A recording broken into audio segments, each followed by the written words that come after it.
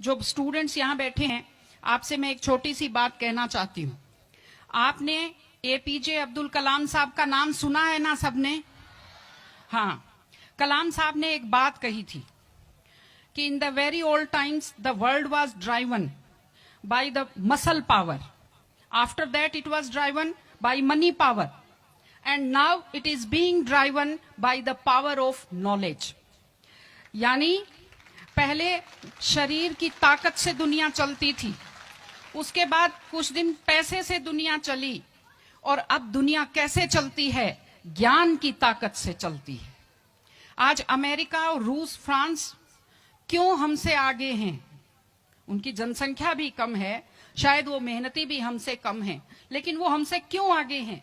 क्योंकि उनके यहाँ शिक्षा का जो प्रसार था वो हमसे ज्यादा हुआ, वो हमसे ज्यादा एजुकेटेड हैं।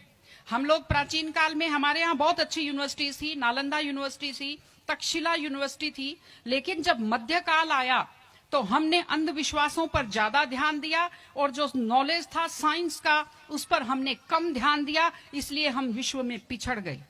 एसएसटी में आप लोग पढ़ते होंगे, 10th के बच्चे एसएसटी पढ़ते हैं, कि एक समय था जब वर्ल्ड की जो रिचेस्ट कंट्रीज थी वो रूस अमेरिका नहीं थी, वो इंडिया था और वो चाइना था।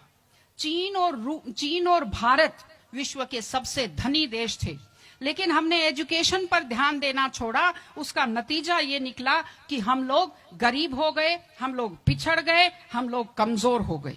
इसलिए अगर आपको खुद को ताकतवर होना है और इस देश को ताकतवर बनाना है तो आप लोग शिक्षा पर ज्यादा से ज्यादा ध्यान दीजिए। हमारी बेटियां यहां बैठी हुई हैं, आप लोग बहुत खुश किस्मत हैं, आपकी किस्मत अच्छी है कि आपने इस जमाने में जन्म लिया है जब लड़कियों को स्कूल भेजा जाता है, जब लड़कियां बराबरी के अधिकार के साथ आत्मसम्मान से जिंदगी जी सकती हैं। मैं अभी सोफे पर अकेली बैठी हुई थी, फिर उसके बाद शिफा जी आए और फिर उसके बाद संतोष जी आए, तो हमें जगह हमारी बढ़ती गई। मैंने कहा भाई पुरुषों सिंहासन खाली करो, महिलाएं आती हैं।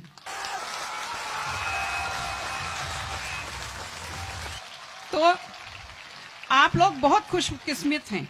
आपकी दादी नानी कितना मेहनत करती थी, सांस नहीं ले पाती थी खुलकर, घूंघट से चेहरा ढककर रखना पड़ता था, जोर से बोल नहीं पाती थी, कानाफूसी में बात करती थी, और आप कितने सम्मान के साथ अपना बैग लेकर के पूरे विश्वास से आप स्कूल आते हो। बहुत खुशकिस्मती की आपके लिए बात है, आपको इसका फायदा उठाना चाहिए।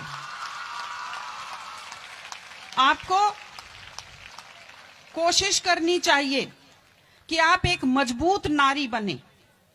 और आपसे मैं कहना चाहती हूं कि आपके ऊपर बहुत विश्वास करते हैं, आपके पेरेंट्स आपको घर से बाहर भेजते हैं, अपने माता पिता को हमेशा अपने मन में रखिए। दूसरी चीज आप बच्चों से जो कहना चाहती हूँ, आजकल क्या है, पहले तो घर में बहुत सारे बच्चे होते थे, संयुक्त परिवार होता था, चलते ही कोई सिर में थप्पड़ मार देता था, बच्चों को बुरा नहीं लगता था, टीचर्स की मार खाते रहते थे, हंसते रहते थे। आजकल 1-2 बच्चे होते हैं घर में, बच्चे बहुत सेंसिटिव होते हैं। आप लोगों को जब आपके माता पिता टोकते हैं, आपके टीचर्स टोकते हैं, आपको बुरा लगता है।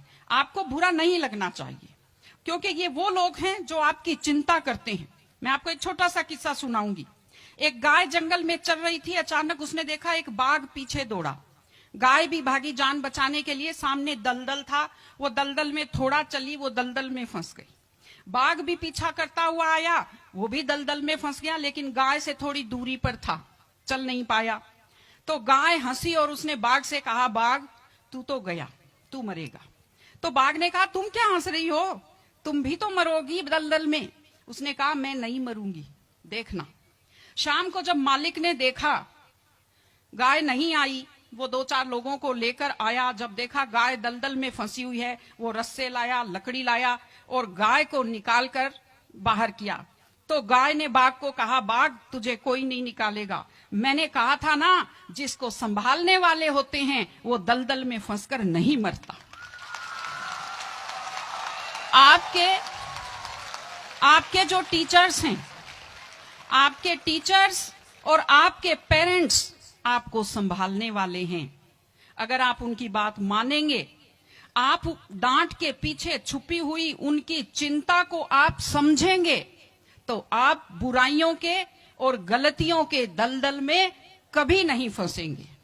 इसलिए अपने माता पिता को, विशेषकर अपनी माँ का चेहरा अपने दिमाग में रखिए, अपने दिल में रखिए कि वो आपके ऊपर कितना विश्वास करते हैं, वो आपकी कितनी चिंता करते हैं, घर पे आपका इंतजार करते हैं, आपके लिए हमेशा वो दुआएं करते हैं। आपके माता पिता जब मंदिर में जाते हैं खुद के लिए कुछ नहीं मांगते, जब वो बचत करते हैं उस पैसे से खुद के लिए कुछ नहीं खरीदते, वो पैसा आप लोगों पर खर्च करते हैं। उनकी इस चिंता को समझिए, अपने टीचर्स की चिंता को समझिए।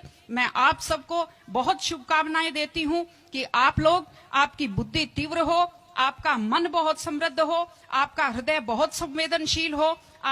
मैं स्कूल को मैं बहुत बहुत शुभकामनाएं देती हूं। टीचर से अपील करती हूं कि व्यक्ति केवल शरीर और दिमाग नहीं होता, एक मन होता है, एक आत्मा होती है। माइंड जो है, mind is sharpened by the knowledge and information. दिमाग तो तेज होता है, लेकिन बच्चों का मन समृद्ध कीजिए, उन्हें कमजोर पर दया करना सिखाइए, उन्हें परिवार के प्रति संवेदनशील बनना सिखाइए कि वो एक अच्छे संपूर्ण नागरिक बने, जिसको कहते हैं कंप्लीट पर्सनैलिटी, वैसे बने। मैं स्कूल को, आप सब बच्चों को, आपको ढेर सारी शुभकामनाएं देती हूं। आप अच्छे व्यक्तित्व बने, आप अच्छे नागरिक बने, एक मजबूत परिवार का, मजबूत देश का और एक अच्छे समाज का आप निर्माण करें। आपने बुलाया, हमें सुना, हमें सम्मान दिया, मैं हृदय से आभारी हूं। बहुत बहुत धन्यवाद। नमस्कार।